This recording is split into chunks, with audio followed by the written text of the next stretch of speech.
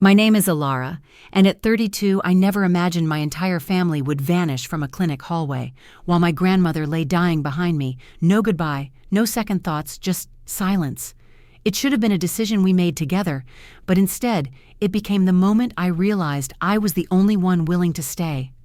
They said she was already gone, that keeping her alive was pointless. But I saw the flicker in her eyes. I heard her whisper my name. "You're not our priority right now," Maris told me, and that was all I needed to hear. Before I tell you how I stood by Grandma and made sure they never got away with what they did. Tap like if you've ever had to carry something heavy just to prove it mattered. Subscribe. It's small, but it's the reason I'm still here telling this story. I was 32 the day they walked away, and they didn't look back. Outside the Oak Ridge Clinic, the Oregon rain had paused just long enough for the sky to hold its breath. Inside, the fluorescent lights buzzed faintly overhead, cold and indifferent. The hallway smelled of antiseptic and quiet resignation. I stood just beyond the doorframe of Grandma Lisa's hospital room, watching Aunt Maris march forward, her heels clicking like punctuation marks on polished tile. The doctor had just said the words, aggressive, limited response, expensive. Maris turned to the rest of the family, Caliph, her perfect son, and Uncle Jared and Ruth trailing behind. Her voice was almost cheerful when she said, "She's lived enough," like it was some noble conclusion. Then she faced forward again and kept walking, taking our bloodline and what little loyalty we had left with her. She didn't even glance at me. I didn't move. Not at first. Just stood there, my nails digging into the fabric of my coat pocket, trying to process what had just happened. The silence in that hallway stretched on like it had been waiting for this moment. I stepped into Grandma's room, the door easing shut behind me with a soft click that felt heavier than it should have. The monitor beeped steadily, and her breathing was shallow. Her skin was pale, almost translucent under the hospital lights, but her hand twitched gently when I reached for it. I sat beside her, brushing a loose strand of gray from her temple. "It's just us now," I whispered. I didn't know if she could hear me. A nurse entered quietly, checking IV lines with a practiced hand. She paused for a second too long, then looked at me with something between pity and warning. "The treatment options, they're not cheap," she said. "The family, they're not coming back, are they?" I didn't answer. I just nodded slowly. She understood. Later that afternoon, as the rain started again, I went downstairs to get air, or maybe just to get away from the way Grandma's breath kept catching like she was still trying to stay for me. I passed by the visitors' lounge and heard them. Caliph's voice. "It's already listed. Grandma's place. She won't need it anymore," he said. "She won't make it through the week," Maris replied, no emotion in her tone. "Elara'll have to accept that eventually." Their voices disappeared behind the automatic doors, but they didn't take the chill with them. I leaned against the wall, my palms clammy, heart pounding. They were already selling her house? Before the machines had even stopped? Before her hand had let go of mine? I walked back to her room, quieter this time, careful not to let my emotions spill out where the staff could see. I couldn't afford to break down, not yet. Grandma's chest rose and fell slowly. Her eyes fluttered open just for a moment, cloudy, unfocused. But I swear they found me. She didn't speak, just blinked once, then drifted back into whatever fog held her. I pulled the thin blanket higher on her chest and sat back down. That was when it hit me. The rage. The betrayal burned under my ribs, slow and hot. Not just at them, but at myself, for not stopping them, for letting her hear those words, for letting her feel forgotten. My phone buzzed. A message from Maris. "You'll come to your senses. Don't bankrupt yourself over this." I deleted it without reading the rest. As night fell, I stared at the ceiling tiles, their grid-like patterns suddenly unbearable. I wasn't going anywhere. If they had truly left us here, then this was where I'd stand, with her, no matter what. Still, I couldn't stop wondering. Would they ever look back? I didn't sleep that night. I just sat beside Grandma, listening to the rhythmic beeping of the machines, their mechanical steadiness mocking the chaos inside me. By morning, I'd made my decision. The receptionist blinked when I asked for the financial paperwork. She hesitated, glanced at the chart again, then led me into a tiny office with beige walls and a flickering fluorescent light that hummed like it had something to say but didn't dare. The contract was thick, cold words in warm font. I barely heard her when she explained interest rates and monthly estimates. My hand trembled as I signed, each stroke of the pen like a commitment carved deeper than blood. The ink bled slightly on the page. "Are you sure about this?" she asked. No, I wasn't, but I nodded anyway. My bank app showed the number drop within the hour. The savings I'd built over 6 years, gone with one swipe. I stared at the screen long after it dimmed. By noon, I was in the nurse's break room holding a mop. It smelled like lemon-scented ammonia and old coffee. The head nurse, Darlene, handed me a plastic badge with my name scribbled in Sharpie. Her eyes lingered on me a moment too long. "I know what you're doing," she said softly. "Not many would." I didn't respond. I just tightened my grip on the mop handle and walked back out. The floors of the long hallway reflected more than just overhead lights. They reflected choices. Mine were now visible with every streak of soap and sweat. Back in Grandma's room, I found her eyes half open. "Elara," she whispered, so faint I thought I imagined it. My knees buckled. I dropped to her side, pressing her hand between mine. "I'm here," I whispered, tears stinging before they fell. "I'm not going anywhere." Her lips moved, no sound at first, then a slow exhale, a squeeze. Barely there, but it was real. I stayed like that, my forehead resting against her fragile hand, listening to the machines and the rain outside. My shoes were still wet. My soul felt soaked. That night, I collapsed on the staff cot, still in my mop-streaked scrubs. It reeked of bleach and regret. A memory came to me, one I hadn't touched in years. I was 11, playing with Grandma in the backyard.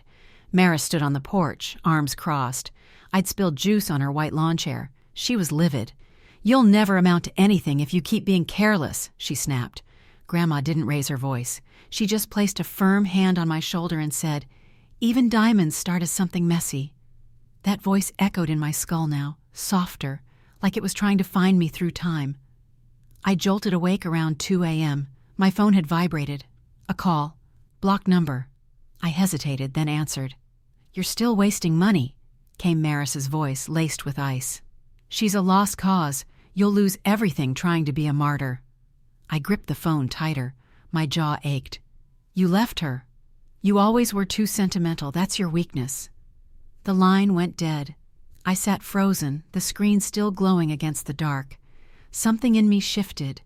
It wasn't rage this time, not entirely. It was resolve. Cold, quiet, permanent. The next morning I asked Darlene if I could take on extra hours. She nodded reluctantly. I think she saw it in my face, the thing that breaks in people when they're done asking for permission. The days blurred, mopping floors, hand-feeding Grandma, sleeping in 2-hour patches, logging in remotely to manage my small business as it slowly bled out in my absence. I tried to keep it alive with emails and late-night invoices, but the silence from my clients grew louder with each day.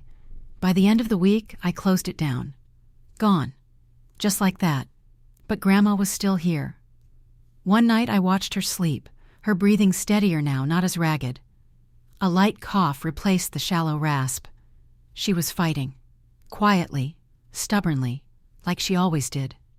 The nurse entered with her chart. "Vitals are improving." I nodded, swallowing the lump in my throat. "She's always been tougher than she looks."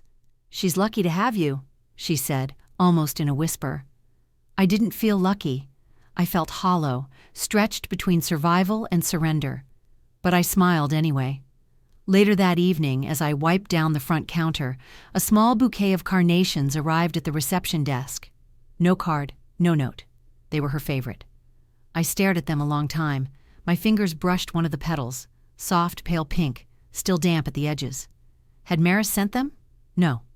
That wasn't her style, but someone had, and I didn't like not knowing who was still watching us.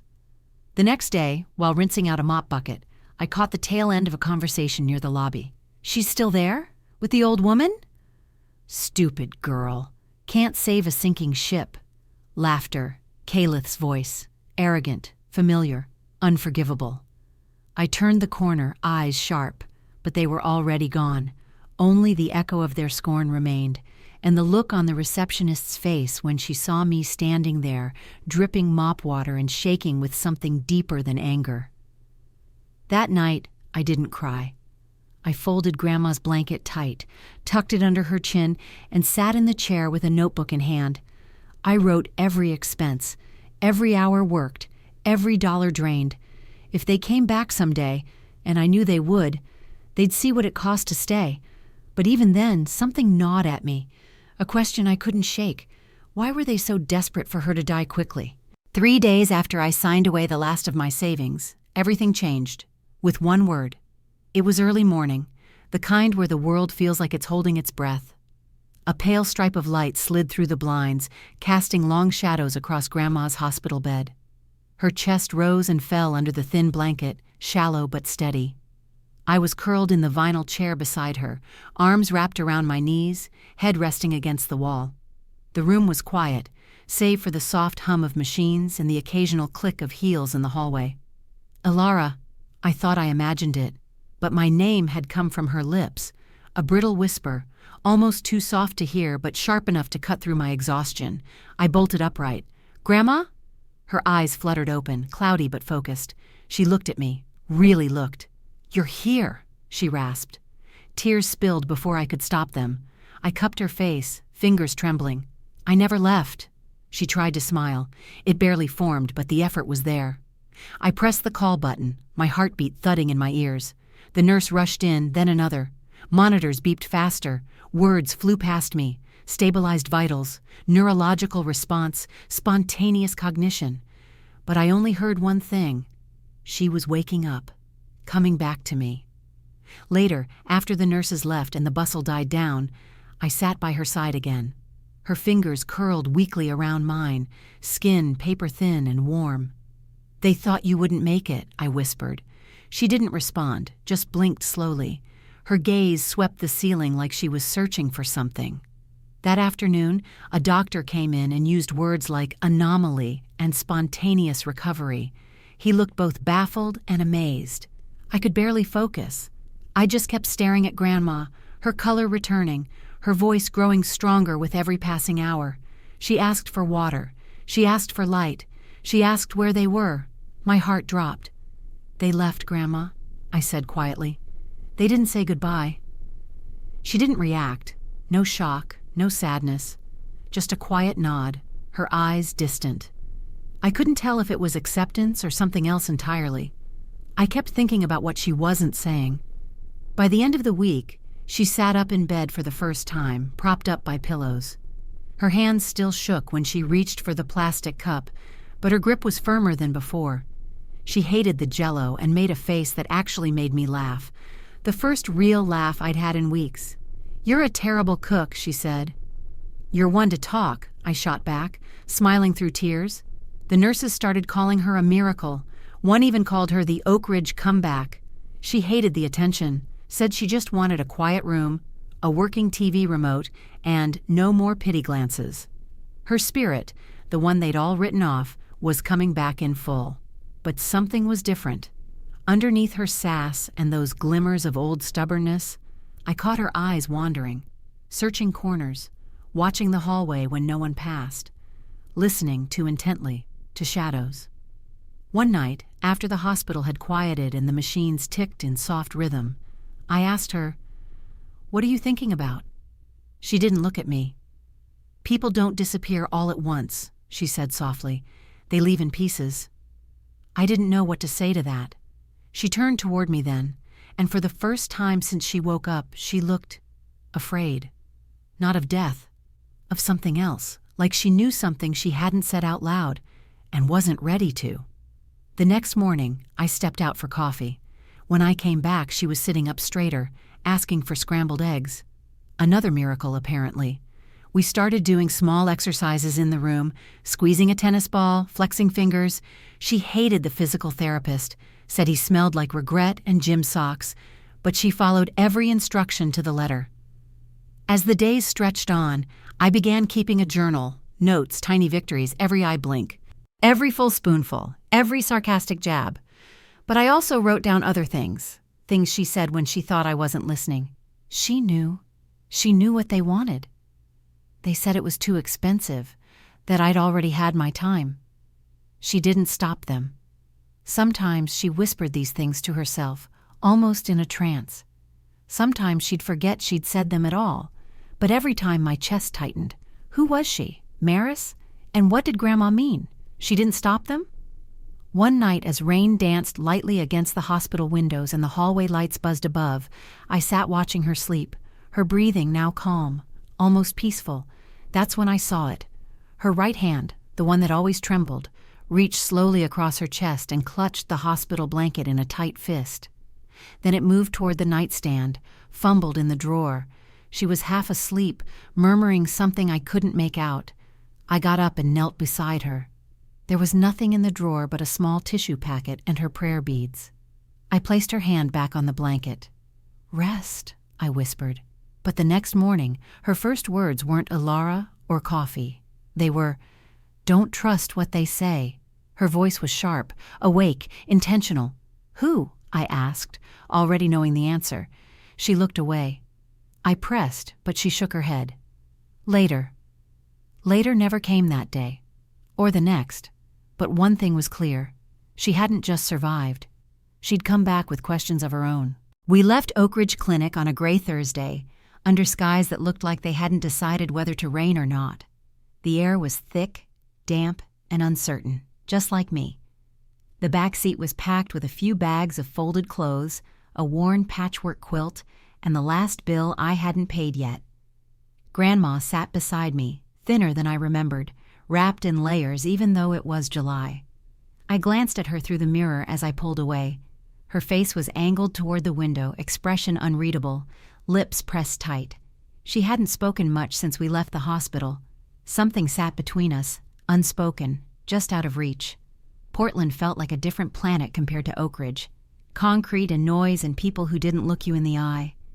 The apartment I'd rented was no bigger than a motel suite. 1 bedroom, 1 closet, barely enough space to breathe. But it had warm light in the mornings and a radiator that clanked like a heartbeat at night. Our first night there, I made instant ramen.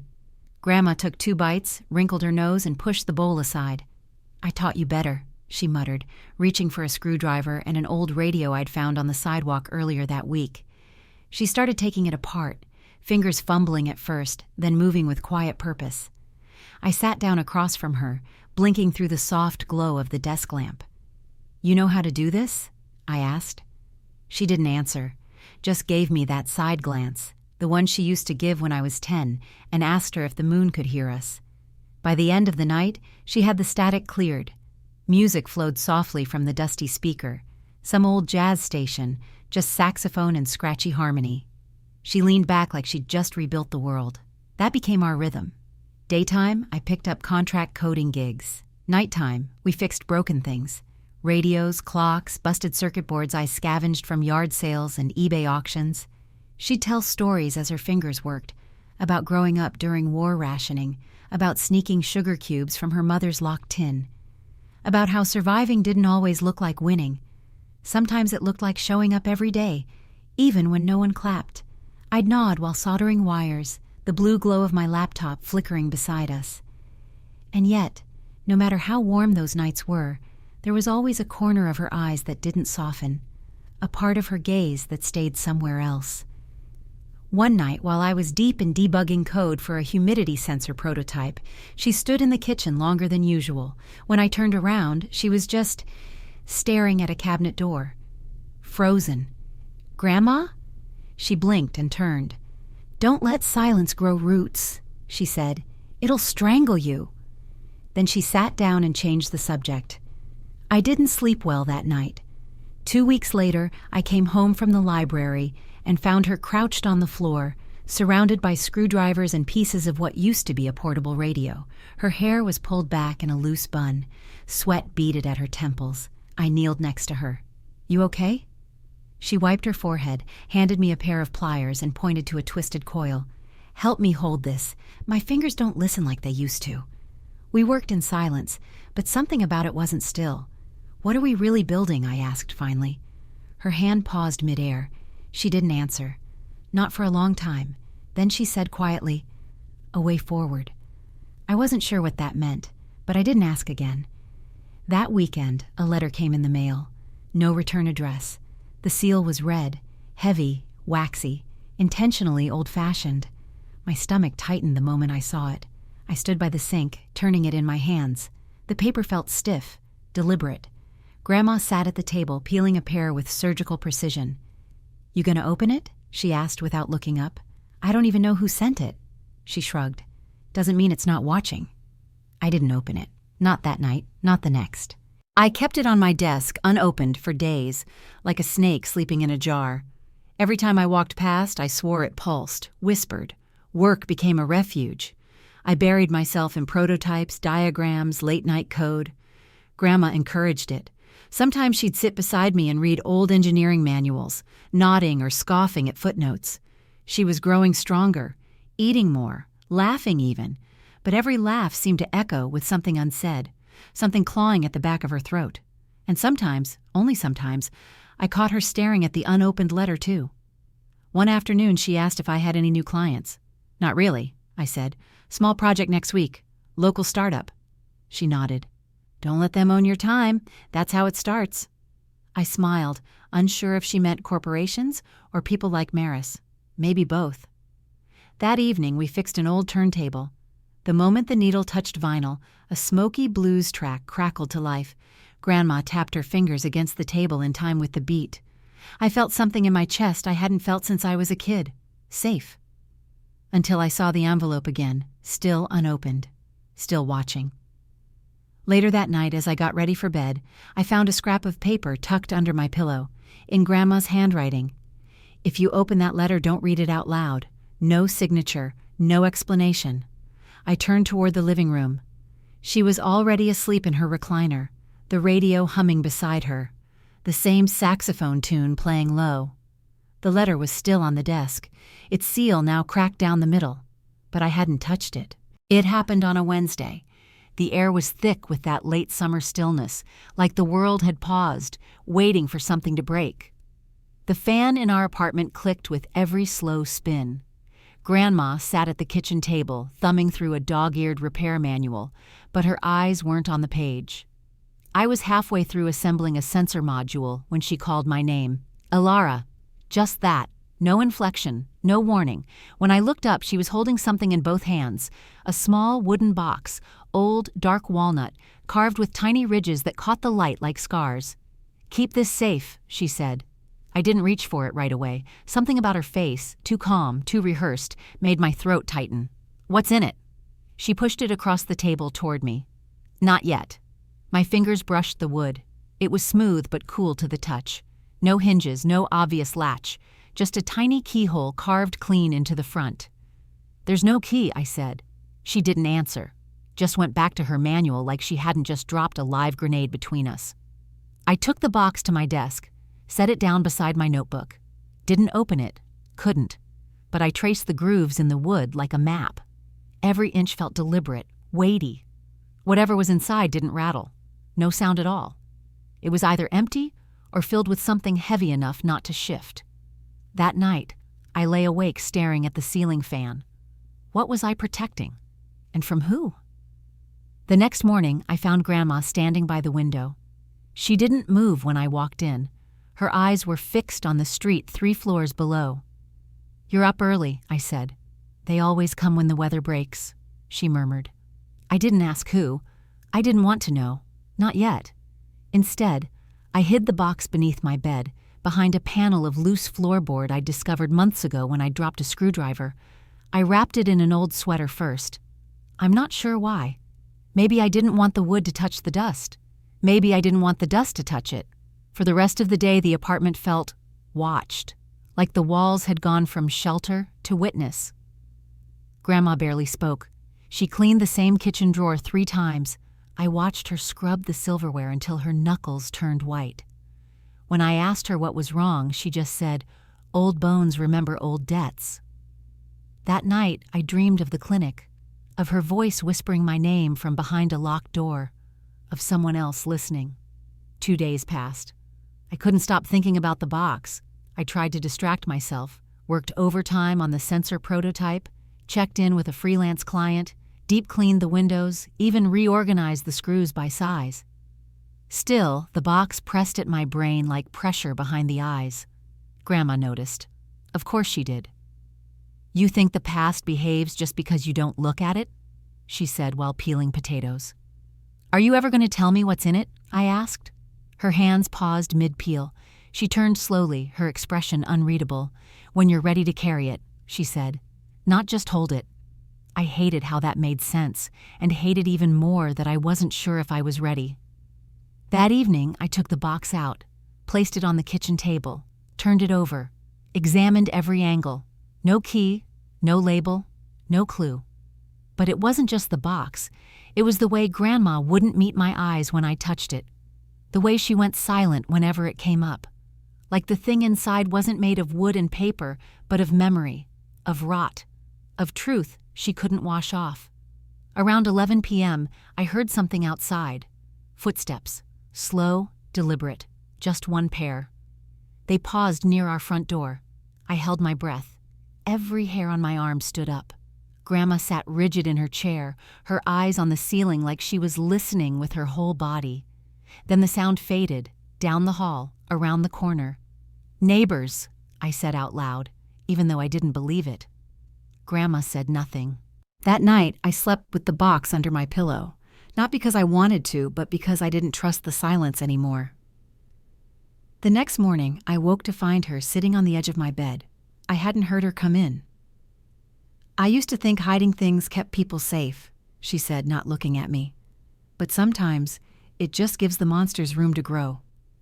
She stood slowly, her bones cracked with the effort. "Be careful what you open, Elara. Some truths don't come with handles."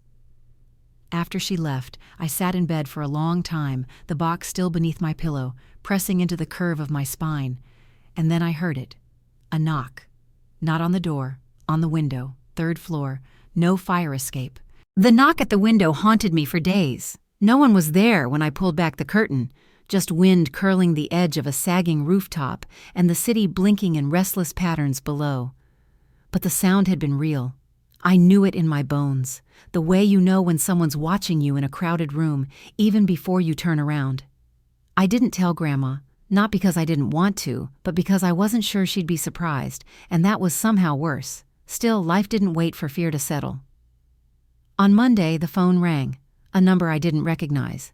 I let it go to voicemail, heart already tightening in my chest. The message came through 15 seconds later. "Calith.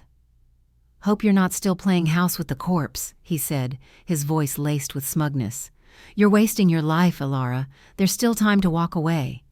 I nearly threw the phone across the room. Instead, I sat on the floor, clutching it tight until my palm ached.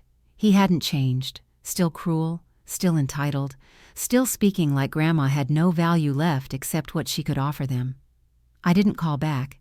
Instead, I applied for a second job. The startup I'd freelanced for needed an on-site developer. It wasn't glamorous, just long hours, cold brew machines, and a room full of overconfident 20-somethings who looked through me like I was furniture. But it paid enough to keep us afloat, barely. Mornings were a blur of coding sprints and dry bagels. Afternoons I came home, reheated soup, and helped Grandma through her physical therapy stretches. Evenings I cleaned up invoices and tried not to notice the unopened envelope still tucked in my desk drawer or the box beneath my bed. I was holding everything together with duct tape and caffeine. One night I collapsed on the futon in my clothes, only to wake at 3 a.m. to Grandma calling my name. "Elara," she whispered, voice hoarse. "It's starting again." I rushed to her side. She was sweating, trembling. "What is?" "They're circling." "Who?" She blinked slowly, as if surfacing from some dream. She never let them in. That's why they hated her. Her pulse was erratic. I called the on-call nurse. By the time she arrived, Grandma had stabilized, eyes closed, breath steady again, but the nurse glanced at me strangely, like she was trying to say something without saying it. "She needs rest," she offered, "but you might need some too." I nodded, but I didn't sleep. The next day, I found a bank notice slipped under our door. It wasn't a mistake. The family's shared trust fund, the one Grandma had quietly funded for decades, had been restructured. My name was gone from the access list. Maris. There was no other explanation. I stared at the document in the kitchen under the flickering light, the edges curled from my grip. My throat burned. My hands felt too heavy. She was cutting me off, starving me out. I didn't tell Grandma. I didn't want to see that flicker of pain in her eyes again. Instead, I opened my laptop, loaded up the prototype, and kept working. Because if I couldn't count on family, I had to build something of my own. Still, doubt clawed at me. What if I failed? What if the rent came due and I had nothing left? What if Maris was right? Late that evening, while Grandma dozed, I sat alone at the kitchen table, the box sitting in front of me again, like it had willed itself into the room. I stared at it, willing it to speak. It didn't, but I did. "You think this is going to save us?" I whispered, "because I'm not sure I can carry anything else." A soft creak answered me from the hallway. I stood instantly, nothing there, just shadows, the hum of the fridge, the faint buzz of the street lamp outside, but the apartment didn't feel empty. I returned to the table and locked the box back into the floorboard. The next day, Caleth called again. This time, I answered. "Still playing Saint?" he sneered. "You'll burn out before she dies, you know." "She's good at dragging things out." I swallowed hard, forcing my voice steady. "You don't get to talk about her like that." "I'll talk about her however I want," he said, his tone sharp now. "You think you're the only one who suffered? You abandoned her. I followed orders." The line went quiet. Then, almost like he regretted saying it, he added, "There's more to this than you think." "What does that mean?" But he hung up. I stared at the phone, my heart thudding like a warning drum. That night, as I typed lines of code into the prototype firmware, Grandma sat across from me, eyes flicking back and forth across an old circuit diagram. She suddenly said, "The ones who smile at you the most are the ones you should watch." I looked up. "Is this about Maris?" She didn't answer, but her hand was shaking again. So I got up, walked over, and placed mine over hers. "We're not alone," I said. She didn't smile. She just looked me dead in the eyes and whispered, "No, we never were. We never." The funeral was held on a cloudless morning that felt too clean for grief. Blue sky stretched wide over the small Oregon chapel, and the air carried a sterile quiet, like nature itself had agreed not to intrude. I stood by the open doors in black slacks and a jacket that didn't quite fit anymore, my palms cold despite the warmth in the breeze. She was gone. After everything, Grandma Lisa was gone. I didn't cry that morning. I'd done enough crying the night before when I found her still and silent in the recliner, her favorite jazz station whispering through static as if playing her out. One hand resting on the armrest, the other curled around a folded handkerchief she never used. Her lips had parted slightly, like she'd meant to say one last thing but changed her mind. Now people I didn't recognize murmured platitudes, their voices floating through the wooden hall like lint. Old neighbors, former colleagues, a hospice volunteer who had only known her for 2 weeks. They meant well. But the air shifted the moment I saw them. Maris, Caleth, both dressed in black, both walking in like nothing had happened. She wore a long coat, too formal for July, and her heels tapped with every step like punctuation marks made of spite. Caleth was thinner than before, but no less smug, his hair slicked back like a mirror over an empty room. I froze. The last time I'd heard his voice, it came with venom. Now he smiled. "Elara," Maris said, arms wide like she expected a warm reunion. "You've done such a good job taking care of her." Her voice was syrup, sweet, poisoned. I didn't move. "You came," I said flatly. "Of course," she replied, placing a hand over her heart. "Family's important." Caleth's eyes flicked around the room, calculating. His smile didn't reach his eyes.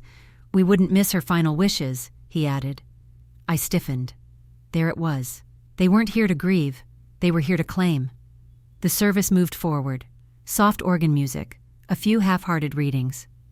I sat in the front pew alone, hands clasped, fingernails digging into my palm just to feel something real. Maris sat behind me, too close. When the officiant said, "Her legacy will live on," I felt Maris lean forward just slightly. "Oh, it will," she whispered. After the service, I stepped outside into the brightness, blinking against the sun. The chapel steps were warm underfoot. the grass nearby freshly trimmed, the scent oddly comforting. And then I heard it. The voice I hadn't expected. Elara Voss? I turned. Torrin Quill, Grandma's lawyer. He looked exactly the same as I remembered. Square glasses, gray blazer, voice like crushed gravel. A leather folio in his hands. Always the folio. "We need to speak," he said. Maris was suddenly beside me, her smile sharp. We were just about to head to the reading. Torrin nodded. "It's all arranged. The will is sealed until we're all present." She tried to hide it, but her posture tightened. Caleth appeared behind her, arms crossed, jaw tense. I followed Torrin inside a side room of the chapel, a small space with a single table and 3 chairs. A lamp flickered above us, the shade casting a crescent shadow on the wood. Torrin opened the folio. "Your grandmother made several updates to her will," he said. I said nothing. She was very clear, he added. Everything was to remain confidential until the funeral. Outside the room, I heard the low hum of voices. Maris, probably pacing. Caleth's voice rose, sharp and impatient. "Let's get this over with." Torrin glanced at me. "Are you ready?" "No," but I nodded. We returned to the main hall. The crowd had thinned. Only a few lingered.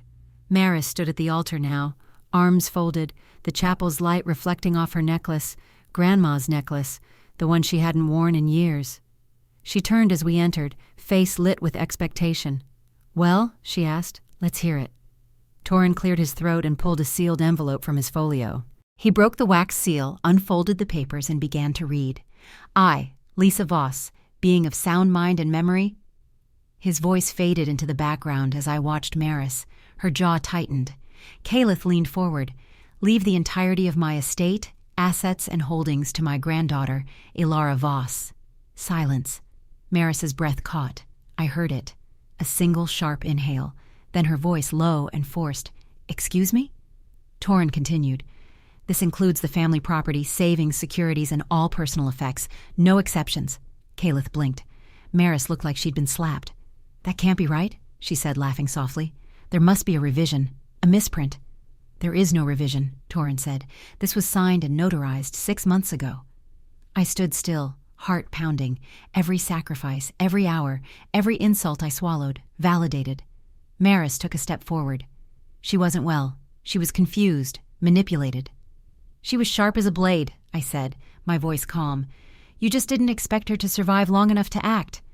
Caleth's eyes darted between us. He looked ready to speak, but didn't. Then Torrin pulled out something else. A flash drive. "There's one more thing," he said. He walked over to the small TV screen on the wall and plugged it in. Grandma's face appeared, filmed from her recliner at home, the same throw blanket over her knees. Her voice came through clear. "To whoever's watching this, let me say it plain," she said. "I know what you tried to do. You wanted me out of the way. You wanted my silence. You thought if you left me at that clinic, no one would notice." Maris paled. Grandma looked directly into the lens. "But I didn't die, and Elara didn't abandon me." Her voice cracked then just a little. "She stayed, when no one else did, so she gets everything. And the rest of you, God help you if you come sniffing back around." The video ended. Silence again. Then Caleth muttered, "This isn't over." I turned to face him. I didn't blink. "No," I said. "It's just beginning." The chapel emptied slowly, like a theater after a tragedy. People drifted out in pairs, speaking in hushed voices, careful not to meet my eyes. Maybe they didn't know what to say. Maybe they finally realized whose side they'd taken all these years. I stood frozen in the aisle, staring at the empty pews, my heart pounding with something between relief and raw fury. Torrin approached quietly, the flash drive now back in his folio. "She wanted it played," he said. "In front of everyone." I nodded, jaw tight. She knew exactly what she was doing. Behind us, Maris's heels clicked against the tile floor, fast, sharp, angry. Caleth followed, not saying a word. "She can't do this," Maris snapped. "This is fraud. We'll contest everything." Torrin remained calm. "You're welcome to try, but the documentation is airtight." Caleth muttered, "This is a setup." I turned, meeting his eyes. "No, this is justice." He held my gaze for a beat too long, then looked away. Mara stepped closer, her perfume too sweet, her smile too thin. "You think you've won, don't you?"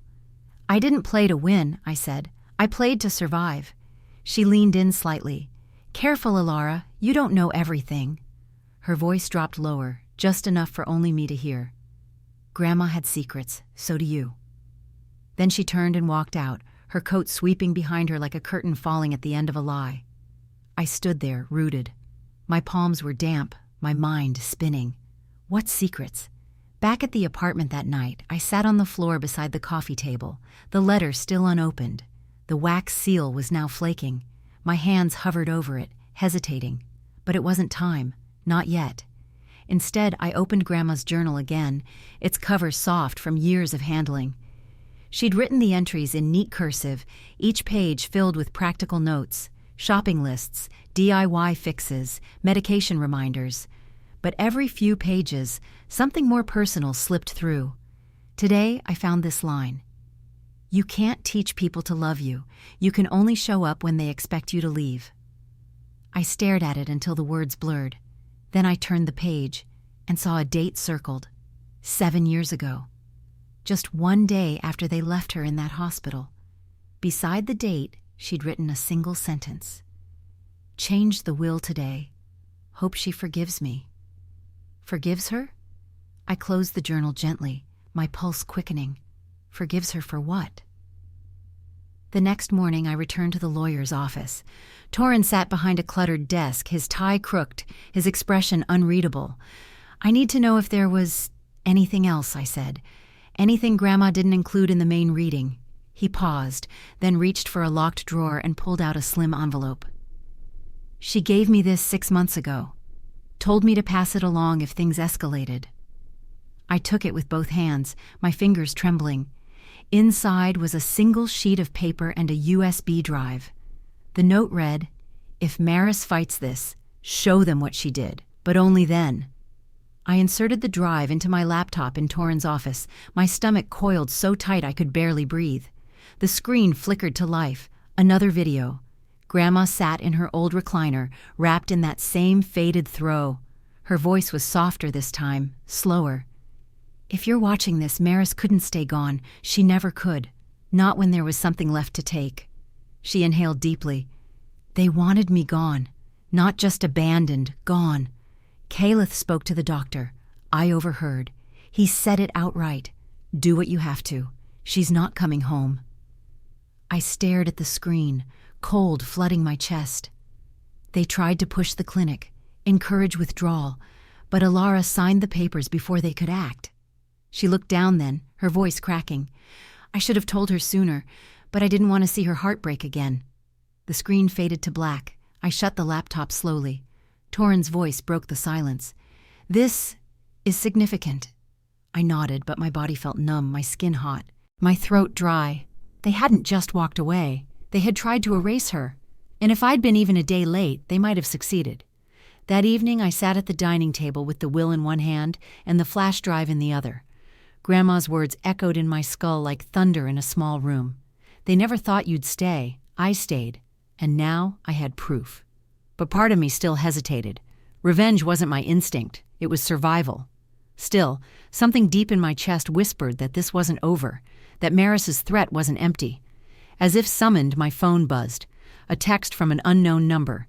"You really think you deserve any of this?" Then a second message. "Check your doorstep." I rushed to the door, heart hammering. Nothing. Then I looked down. A small manila envelope. No name, no postage. Inside was a photo. Me, taken through the apartment window, last night, and scrawled across the bottom in red ink, "You stayed. So did we." The photo stayed on the table for 3 days. I didn't sleep much. Every creak of the floorboards sounded like a footstep. Every shift of shadow in the hallway made my breath catch. I kept the curtains drawn, the doors locked, and my phone face down beside me. Still, nothing stopped the feeling crawling under my skin, that the wolves had never left. They'd just changed disguises. But fear only goes so far before it curdles into fury. On the 4th morning, I woke with my jaw clenched and my mind made up. I was done letting them whisper from corners. I wanted them to say it to my face. I called Torrin and asked him to arrange a meeting with Maris and Caliph. He paused, as if he wasn't sure whether to stop me or applaud. "You're certain?" "I need this," I said. "For her. For me." He agreed. The meeting took place in a rented conference room downtown. Gray walls, glossy table, a pitcher of water no one touched. I sat at the far end, my hands folded, Grandma's journal and the will beside me. The door opened. Maris walked in first, dressed like grief itself. Black silk, sharp heels, eyes like polished obsidian. Caliph followed, less composed. Tension radiated from him like heat off asphalt. No one spoke for a moment. Then I said, "You left her." Maris's mouth tightened, but she didn't flinch. "We made a decision, a hard one." "You abandoned her," I said. My voice was steady, low. "You planned to cut her off, steal her estate, and bury the mess before anyone noticed." "You have no proof," she replied coldly. I opened the journal and slid it toward them. Then I placed a printout of the transcript from Grandma's video. Caliph leaned forward, reading quickly. Maris didn't move. "Did you think she wouldn't survive long enough to outlive your plan?" I asked. "Or were you just betting I'd fold under pressure like you always hoped I would?" Maris's smile came slow and brittle. "You always did love a performance." She trusted me. She was senile. "She was more lucid than you ever gave her credit for," I shot back. "And she made sure everything was documented." Caliph rubbed his temples. "This isn't helping anyone." "You helped the clinic try to push her out," I said, eyes locked on his. "You told them she wouldn't be coming home. I heard it from her own mouth. And you," I turned back to Maris, "you tried to erase her." She stood suddenly, palms pressed against the table. "You think this is about money?" I didn't answer. Her face shifted. The mask slipped. "This was about control. It always was. She chose you, Elara, not because you were stronger, but because you were easier to manipulate. You needed her." I stood too. "I did need her," I said, voice cracking slightly. "But she needed someone too, someone who didn't walk away when things got hard." Maris's hand twitched, just once, and for a moment she looked tired, truly tired. Then her eyes turned to steel. "You're not the only one who kept records," she said. "What does that mean?" But she only smiled. "You'll see." After they left, Torin looked at me across the table. "You did what you needed to." "Did I?" I whispered. "Or did I just throw a match at dry kindling?" That night, I returned home and opened the letter. Not the photo. Not the warning. The envelope Grandma had left me. Inside was a single line. "If you ever feel them closing in again, read the blue journal." I knew the one. Tucked on the top shelf of her bedroom closet, hidden behind boxes of sewing notions and old tax returns. I retrieved it carefully. The leather cover cracked at the edges, the pages filled with finer, tighter writing than her usual hand. It wasn't just notes. It was a log. Every conversation she remembered with Maris and Caliph. Dates, places, specifics, names of clinic staff, copies of correspondence, even check numbers. But one name stood out. Dr. Ames. I flipped back. Ames had signed her discharge paperwork 7 years ago. The one that had almost sent her into hospice without treatment. Why would he? Then I found it. A note. Ames. Paid twice. Once by the trust. Once in cash. Find out who signed the second check. My blood ran cold. It wasn't just abandonment. It was planned. Facilitated. Funded. I closed the book and sat in the dark. The only sound the hum of the old fridge and my heart pounding in my ears. Then came the knock. Not on the door. On the back window. Again. Slow. Purposeful. I crept to the hallway and flipped off the lights, moving silently toward the kitchen. The window was dark, but a shadow moved, just barely. Then gone. I waited. And then, under the door, something slid in. An envelope. I picked it up with shaking hands and opened it slowly. Inside was a copy of an old check, signed by Maris, made out to Dr. Ames, dated 4 days before they left Grandma at the clinic. And beneath it, a handwritten note in red ink. "Now do you see who's really sick?" I stared at the check for a long time, the red ink across the photo still burning into my thoughts. Now do you see who's really sick? I saw it. I felt it. It was one thing to suspect. It was another to hold the evidence, Maris's signature, Dr. Ames's name, and the date, 4 days before they left Grandma to rot in that clinic. This wasn't just neglect. This was a transaction, a betrayal written in numbers and ink. I copied the check, took photos, documented everything. Then I packed the originals into an envelope and sealed it with tape. I didn't know who had delivered it, or how, but I knew exactly who needed to see it next. Torrin opened the door to his office in his usual gray cardigan, surprised but not unprepared. I handed him the envelope without a word. He read the check, then looked at me with a furrowed brow. "This is damning." "She paid him off," I said. "She paid to end my grandmother's life early, quietly, neatly." He nodded slowly. "We'll need more than this if we want to escalate." "Start with the clinic records. I'll testify if I have to." Torrin folded the papers and slid them into a thick manila folder. "She trusted you," he said, "and you're honoring that." I didn't say anything. My hands were clenched in my pockets. I didn't feel honorable. I felt radioactive. That night, I returned to Grandma's room and sat in the chair by her window, where the wind used to lift the lace curtains just enough to remind us we weren't alone. I could still smell her lotion on the pillowcases, lavender and eucalyptus, soft but unshakable. I opened the blue journal again. In the back, folded like a secret, was a photograph I hadn't seen before. Grandma standing in front of her house, young, maybe 30, with Maris beside her, no more than a teenager. Maris wasn't smiling. Her eyes were cold even then, distant, and written on the back, in Grandma's unmistakable cursive, "Some things break long before they fall apart." The next morning I arrived at the clinic unannounced. Reception recognized me. The woman behind the desk gave a nervous smile and quickly called someone from administration. 20 minutes later, I sat across from a man in a cheap blazer who kept fiddling with his wedding ring. "We've already released all relevant records to the family," he said. "You haven't released the bribery," I said, placing the photo of the check on his desk. "This signature isn't subtle."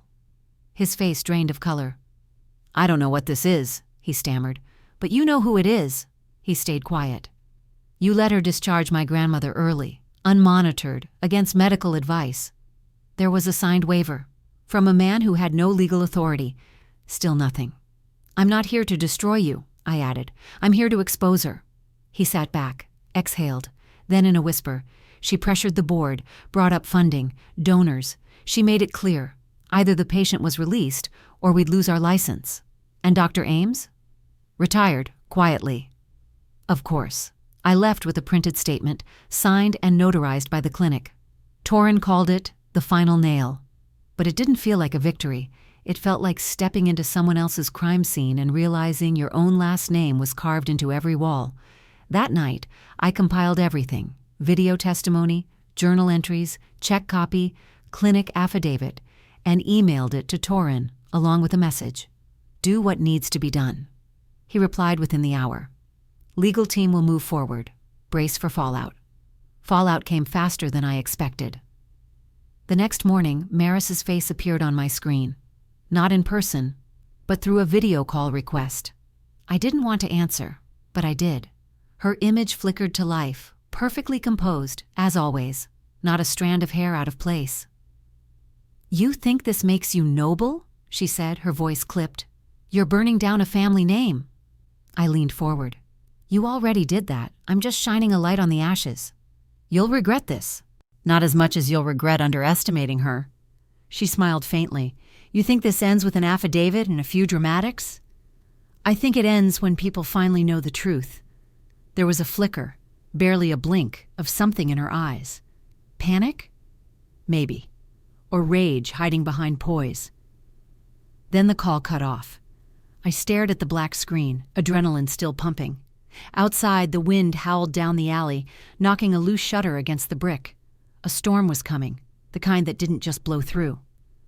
Later that night, while I closed the living room blinds, I noticed something strange. A car I didn't recognize parked across the street. Same spot for the third night in a row.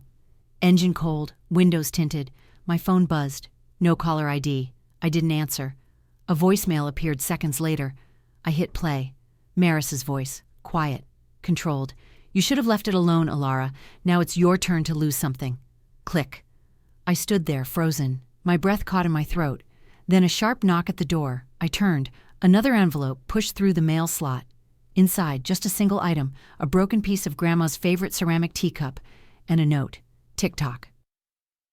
I held the broken teacup piece in my hand for nearly an hour, its jagged edge digging into my skin, sharp enough to hurt but not deep enough to bleed. It was the one Grandma used every morning for nearly a decade. White porcelain, blue floral rim. She'd once told me it made the tea taste sweeter, though I suspected it was really just about routine. Familiarity, the power of something being where it should be. Now it was in pieces, like everything they touched. But instead of rage, something else bloomed in me. Resolve. If they wanted to haunt me with the past, I'd bury them in what I built next. 2 weeks later, I signed the lease on a small warehouse space on the edge of Portland. Exposed brick, high ceilings, drafty as hell. It smelled like sawdust and old dreams. It wasn't much, but it was mine. I used a portion of the inheritance, legally secured now, to transform it. Workbenches, soldering stations, wall-mounted pegboards of tools and circuit components. I painted the front window myself, the Voss workshop. The mission was simple: teach tech to those the system forgot. Kids aging out of foster care, women rebuilding from loss, veterans, survivors, people like me, people like her. Our first student was a girl named Jessa, 14, wiry, skittish, brilliant. She barely spoke at first, eyes darting like a cornered fox. But when I handed her a screwdriver and a broken radio, her fingers steadied. Her shoulders dropped. She got the static cleared in under an hour. "Ever done this before?" I asked. She shook her head, cheeks flushing with something close to pride. Grandma would have loved her. I watched Jessa work from the corner of the room that day, my laptop open beside me, prototype blueprints pushed to the edge. The noise of the world softened, just a little, as the space filled with the hum of learning, the tap of tools, and the quiet thrill of figuring something out. But peace doesn't last when people like Maris are still breathing. The local paper ran a story a week later. Tech Workshop empowers Portland's most vulnerable.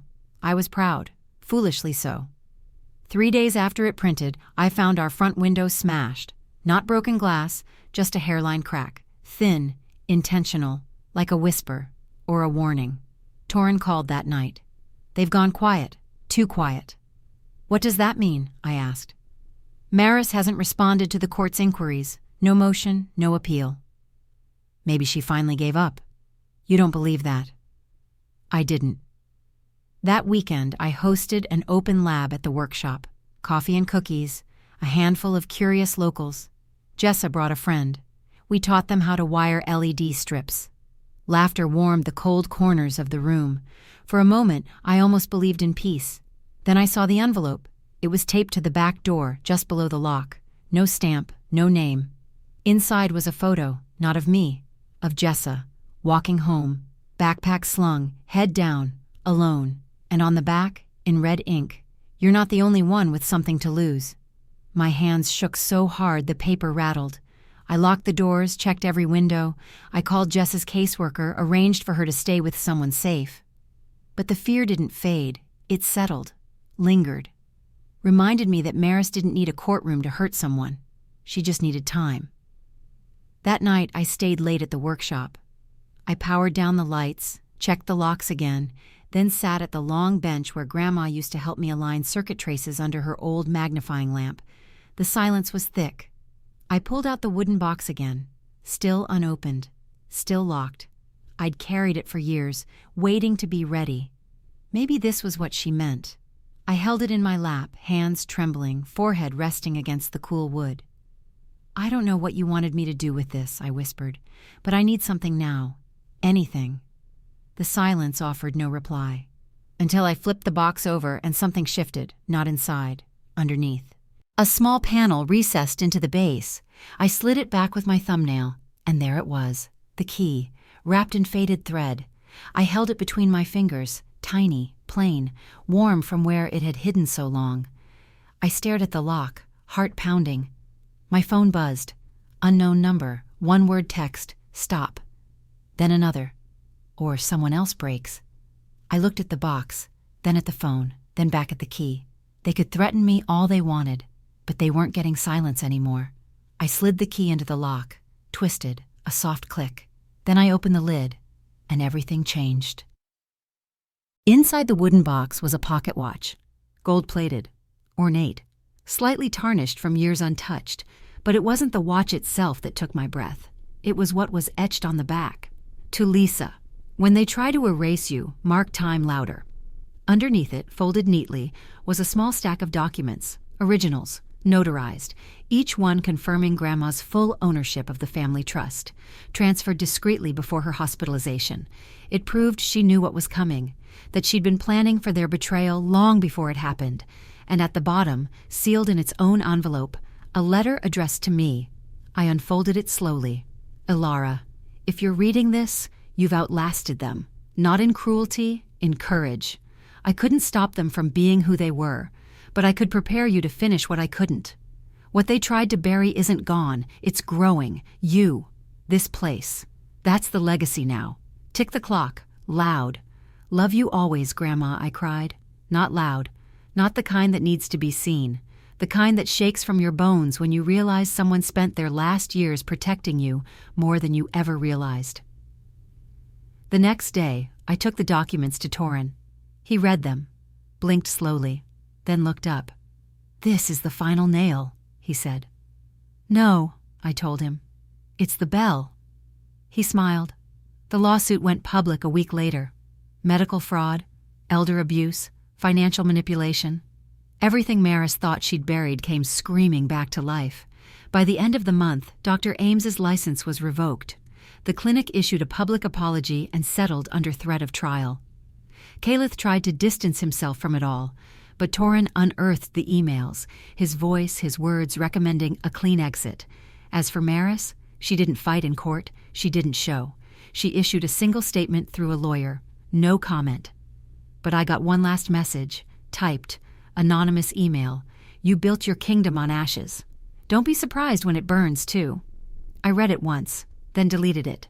The ashes weren't mine. They belonged to the ones who turned family into currency and thought no one would notice. I kept building. The workshop grew. New students arrived, some shy, some angry, all hungry for a second chance. Jessa returned too. She'd built her first complete sensor array, Grandma's design, reimagined. She held it up like a trophy, cheeks flushed, fingers still trembling. "It's not perfect," she said. "It doesn't have to be," I told her. "It just has to work." That night we hosted a little ceremony, homemade cupcakes, thrift store decorations, soldering badges made of cardboard. Someone put on old jazz, and for a moment I swore I could hear Grandma humming along. Later, when the lights were low and the others had gone, I stood alone in the workshop. The pocket watch sat on the windowsill, ticking, steady. I picked it up, wound it once, and placed it beside the old radio we'd restored together. Outside, Portland buzzed in quiet rhythm, buses sighing, crosswalks blinking red, the hum of a city too tired to sleep. But here, in this little corner we built from ruins, time was still ours. Grandma's legacy wasn't in the money. It wasn't in the property or the legal wins. It was in the staying, in the showing up when everyone else walked away, in building something better where something broken used to be. And now, that clock ticks on in every life I touch. If this story moved you, tap subscribe, give it a like, and leave your thoughts in the comments. Share it with someone who needs to hear it. And check out our next video for more true stories of betrayal, strength, and justice.